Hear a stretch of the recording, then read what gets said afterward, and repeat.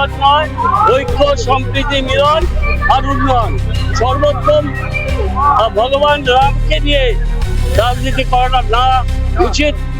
রামচন্দ্রের কে কলুষিত করার চেষ্টা না করা উচিত।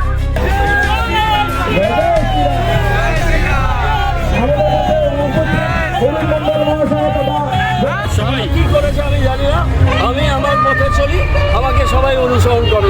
রামকে পুজো করে বেরিয়েছি, রামধনু গান দিয়ে রঘুপতি রাঘব করে বেরিয়েছি।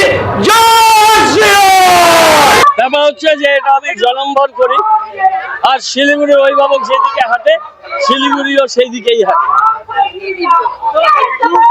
আর কিছু সবাই মিলে একসাথে চলবো, বিভাজন নয়, ঐক্য সম্প্রীতি মিলন আর উন্নয়ন।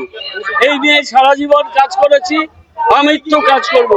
শিলিগুড়ি বাসী আমার ভাই বোন আত্মার আত্মীয়, তাদের নিয়ে চলবো, তাদের পথ দেখাবো। রামচন্দ্র পুরুষোত্তম, তার দিক নির্দিষ্ট পথে চলবো, আর গান্ধীজির রামধনু গান করব, আর রবীন্দ্রনাথকে হৃদয়ে রাখবো, আর নেতাজি সুভাষচন্দ্র বোসের যে স্পিরিট সেটাকে সামনে রেখে আমাদের সংবিধান বাঁচানোর চেষ্টা করব, আর বিবেকানন্দর আদর্শিত পথে যারা বলছে তাদের বক্তব্য এটা দেখুন। গানটা ঈশ্বর আল্লাহ তেরে নাম সবকো সম্মতি দে ভগবান, এটা বলতে পারি আজকের দিনে।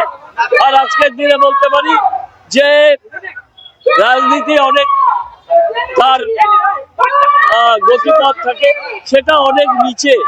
সর্বোত্তম ভগবান রামকে নিয়ে রাজনীতি করাটা না উচিত। রামচন্দ্রের কে কলুষিত করার চেষ্টা না করা উচিত। এটা বাংলা, এটা ভারতবর্ষ, কোনোদিন সফল হবে না। আজীবন যেই কাজটা করেছি সেটাই করছি।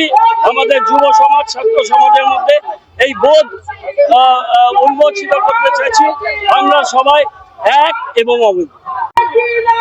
সবাই বলছে, আমি তো আয়নায় দেখি দিই এখন কেমন লাগছে,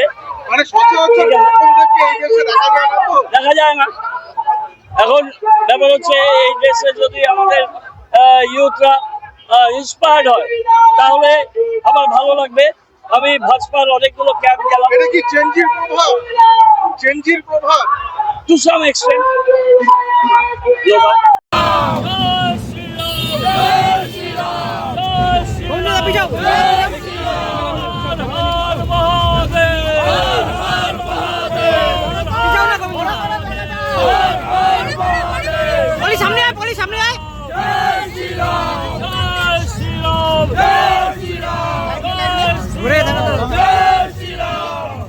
জয় শ্রীরাম।